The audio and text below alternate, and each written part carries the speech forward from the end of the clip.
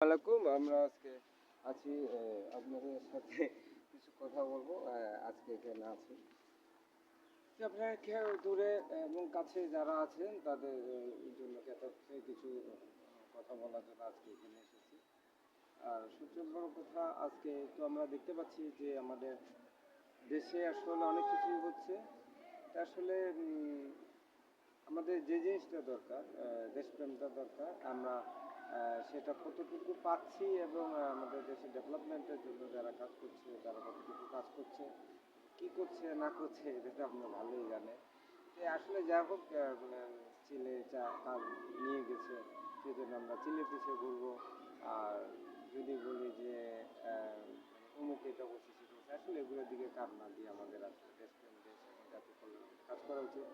দেশকে ভালোবাসা উচিত। আমরা আসলে একসাথে থাকবো। এই এই এই বার্তা নিয়ে আসলে আপনাদের কাছে আসলাম। আপনারা সকলে ভালো থাকুন, সুস্থ থাকুন, দেশ ও জাতি কল্যাণের কাছে সর্বদা।